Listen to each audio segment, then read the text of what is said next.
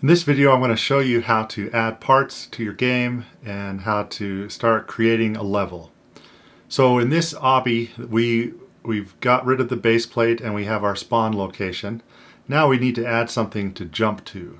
So the way we're going to do that is we're going to click here. There's a couple of ways to get to this. What we want is to get to this part menu. You can either click model and then come over here and click part. If you just go ahead and click it, it's going to automatically add a little brick, kind of a rectangular brick. If you select below, you can select a different type of part. So you got a block, a sphere, a wedge, and a cylinder. Let's look at those here one at a time. First, let's grab this first part, and I want you to notice something. Let's try to run this game. Just go ahead and press play and look real quick and see what happens. Okay, did you see that? It happened real fast. First of all, where's our part? Where did it go? It's not there. So we got to fix that. Go ahead, click stop, and select this part and come over here and notice how it's highlighted here in the workspace. So under workspace, you're going to see all the visual elements or the things that are happening within this game area that can be manipulated. The thing that we're missing is this part. Notice how the spawn location stays put, but when we added the part, for some reason it fell. Well, the reason for that is this needs to be anchored. So come over here to properties, and if you don't see that window, make sure you click view and make sure you've got properties turned on. So there's the turn it on, and same thing with Explorer. If you don't see the Explorer, go ahead and make sure that's enabled. And then let's go back to model. All right, the part is selected. Down here at the bottom, we've got all these properties, and we'll talk about them as we go. But for now, we want to scroll down, and the property we want is one that says anchored. Go ahead and click anchored, and if you mouse over, and if I leave my mouse, notice how it tells you, hey, this if true, the part stays anchored in space, not moving. And so it kind of gives you a little help. So if you mouse over something you're not sure what it means, just kind of wait a second and the little tooltip will show up. All right, so make sure it's anchored. So now go ahead and let's run this again. I'm just going to click the play button up here. And now we've got ourselves a little block. Now, if I run over to that block, I can walk onto it because it's not too far away. But you know, it's not very big, and I might fall off. So what do? Let's set this up a little bit, give ourselves a little more, a bigger piece that we can jump on and have some fun with that. Now, notice one thing. The camera, right now we're looking at it from this angle. If I use my camera to rotate, notice how I'm like rotating and it's like in the middle, and it's kind of hard to like, I want to look at this area more. And right now, like when I rotate my camera, it's like in the middle of the screen, and it's like, that's not helpful. So if I select a part, then if I press the letter F, then it's going to zoom in on that part and it's going to focus on that part. So now I got this part, and if I back up a little with my mouse wheel, now when I right click and I move, now I'm rotating around that part. You're going to want to do that in order to keep track of where you are in space. It takes some getting used to, but if you understand, you know, select the part, press the letter F, and that'll zoom in and focus on it. And then when you move around, you can kind of rotate around it and you can see things in relation to it. All right, let's change the size. So with the model tab open, notice we have the select and we've got move. And notice when I clicked move, all of a sudden we got these arrows. Well, guess what those do? If I grab an arrow and I drag it, guess what? It moves. It moves in that direction in this axis, which means it's a certain direction. And then if I click this one, hey, it moves up. And then if I grab the blue one, it moves out. Now notice the colors. Here you have green, red, and blue. Notice over here you've also got these colors on this little widget. Now it's kind of hard to see, but Z, this is the Z axis. This red is the X axis, and Y is this green. This green is the Y axis. Keep that in mind. We'll talk about this a little bit later, but I just want you to notice how these colors relate to the orientation or graphics within, you know, the screen, and they mean something. And this all makes sense. This will make more sense as we get involved with coding and scripting. All right. Well, we can move this around. That's great. What if we want to make it bigger? Well, I can click the scale button. Now I've got similar things, but notice how it's a circle, and so if I grab it, notice how it scales it in that direction. Well, I can grab the blue. Now it scales it in this, you know, the Z axis, and then if I grab the green, it scales up. Now, depending on the type of part, it will scale accordingly. So a square is going to move straight up and down and side to side, and so you can resize it. Now, what we want is we want to place this first part close enough to the spawn location that the user can easily jump onto it.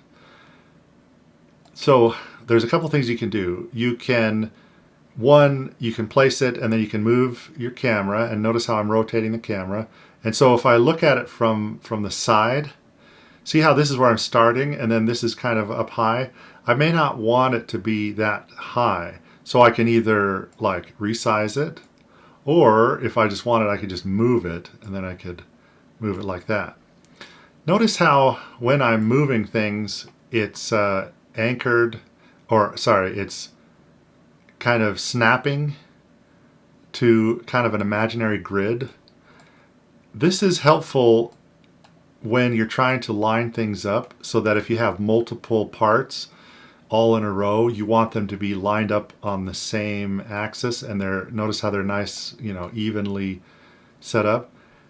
You can change this by called Snap to Grid, and it's under the Model tab. And here, if I undo this, now when I move things, notice how it moves freely, and it's kind of, you know, it's moving really smooth. That's good for most things. Most of the time you'll want to move freely, but occasionally you're going to want to move so that it stays within the grid, so that it is easy to line up. So keep that in mind. The other thing, notice if I look more from the top, if I let go of this, notice now it's kind of merged with this other part. And so you can decide, well, do I want these parts to be able to connect and merge, you know, so that they overlap? Or if, let's say you're creating something and you don't want them to overlap, then what you do is you turn on collisions. So now with collisions turned on, and I click this, then notice I can't move it. I'm still holding my mouse, but I can't collide. So you just decide how you want to manage it. A lot of times, you know, for something like this where you have different platforms, you might want to keep it collision so that you can line things up. But occasionally if you want to make like weird shapes and things, you can turn off collisions, and then you can merge them together to make cool shapes. So let's get this in place. Let's make it a little harder to jump to, but not too hard. Now let's add another part. If I click the bottom, notice how I clicked the little bottom arrow, and then let's add a sphere. So now I've added a sphere and it's placed it right here, and now what I want to do is I want to move this over. Now at the moment I've got collisions on, and so you have to kind of remember, if you're trying to move something and like it won't move, it might be because there's collisions and it's not going to hit it. So again, you just decide whether you want collisions on for how you want to design it. What I want to do is I want to line this up so that I can see kind of in relation to this next platform. Now notice I'm still rotating and I'm still kind of focused on this part right here, but I want to focus on this sphere. So if I press the letter F, Now I'm focused here. Now guess what? It rotates around there. Okay, let's say you want to resize this. You can keep coming up here and clicking a button and coming up here and clicking a button, with your mouse, but you're going to waste a lot of time. It's a lot easier to actually use a keyboard shortcut. So if I mouse over this, it's going to tell me, hey, keyboard shortcut, it's Command 2. So I'm on a Mac, so it happens to be Command 2. Well, if you're on a Windows, it's going to be Control 2. Well, guess what this one is? This is Control 1. You're never going to guess what scale is. Guess it's Control 3 and Control 4. So now I've got my mouse, I'm over here and I'm looking around. Let's say I want to resize it, I want to scale it. I press Command 3. If I'm on Windows, I press Control 3. But now I can switch between where I can move, scale, and rotate. So if I want to scale this, I want to click it and drag. Now notice when I drag it, the sphere changes size completely. So it'll grow the entire way. So now let's figure out where we want to put this. And I'm just going to be using keyboard shortcuts to switch, because you're going to do this a lot. You'll switch between these all the time and you'll be like, wow, this is a lot faster. So get used to using the keyboard shortcuts. You may not remember which one is which, and even if I'm on a different screen, I can still switch between them. It just lets you, manipulate things, whether you're testing it or whatever you're doing. So let's go ahead and place that. Now, here's a question. The question is, can I jump from this part to this part? Well, the best way to figure out is just play test it. So go ahead and click play.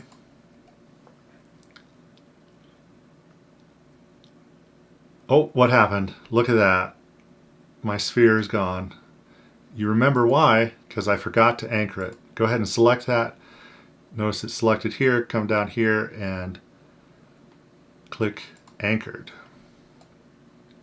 Now we'll play it again.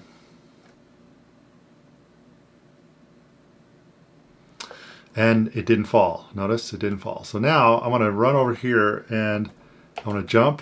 Now the question is, can I jump to this? And yes, I can. And I can't jump back. Oh no. So it starts over. So that's one way to test, is just to go ahead and test it and see if you can actually do what you're wanting to do.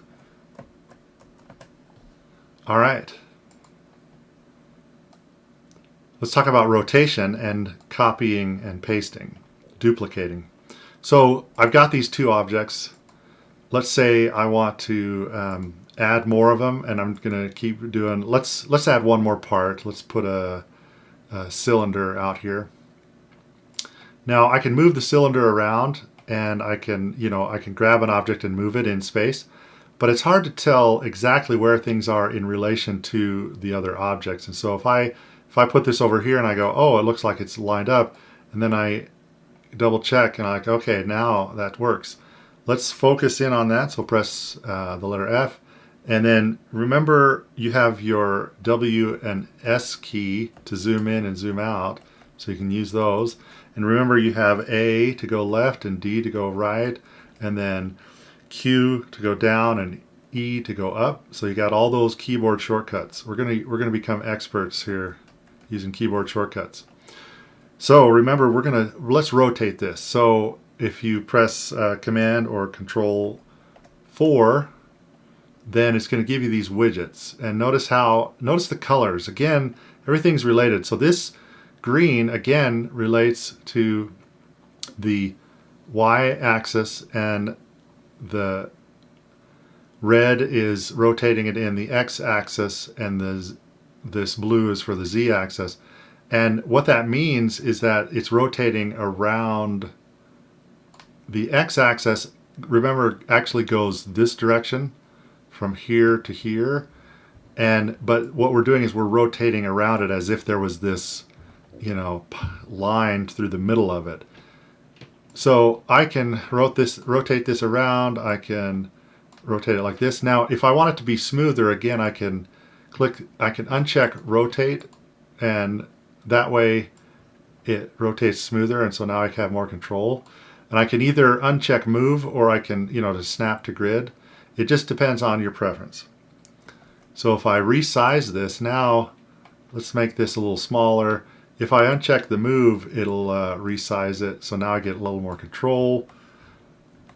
And let's get this flattened out. Now the question is, where are we in relation to everything else? So if I back up a little bit, notice it's not very big. So let's resize it. And notice how you have to resize in both directions if you're trying to make it bigger. One shortcut is if I hold the shift key and I click and drag, it'll scale it equally. So I don't have to worry about like moving it one direction and then the other. I can move it with what is called an aspect ratio, which means it moves both directions equally. If I press the shift key and I click and drag, now I'm scaling larger. So let's give ourselves a platform that's easier to land on. And what we could do also is if I click the view here, now I can look at the right side of this. And again, I can use my Q and E keys. See, I want to line up. I want to know, is this platform higher or lower than the other? And then is it close enough? Now, remember, before we go to run this, how do we keep this part from falling through the sky? Well, the part's selected, and then we anchor it. So from here, I just want to show you in this other shortcut, it's duplicating. So let's say I select this one, and if I press the shift key, I can select that one, and I can select, so now all three are selected.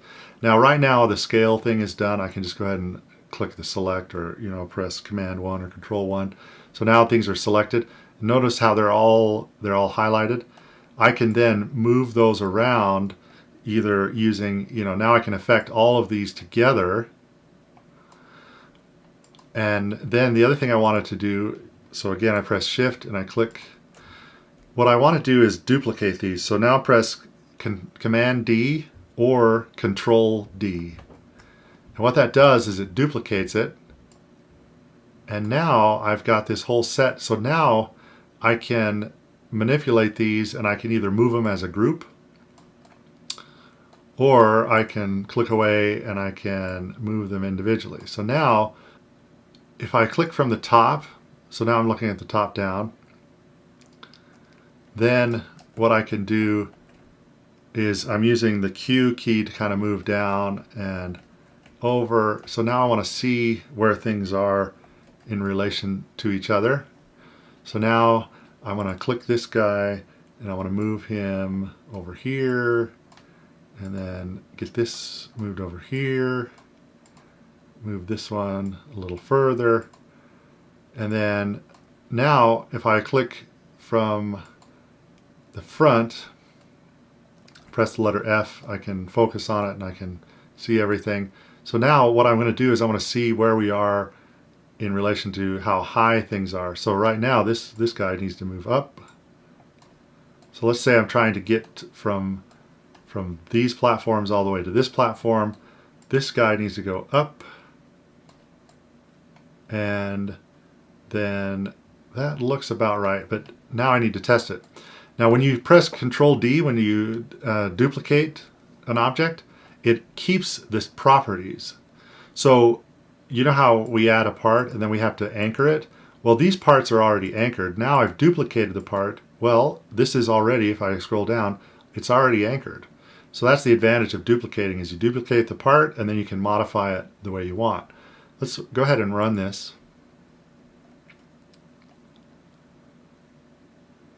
And let's see if we can jump to every part. All right. And there we go. Awesome. Go ahead and stop that. And then let's go ahead and publish to Roblox so that we're saved it. And then we're good. In the next video, we're going to talk about how to change the colors and the material for each of these parts and give it some more design.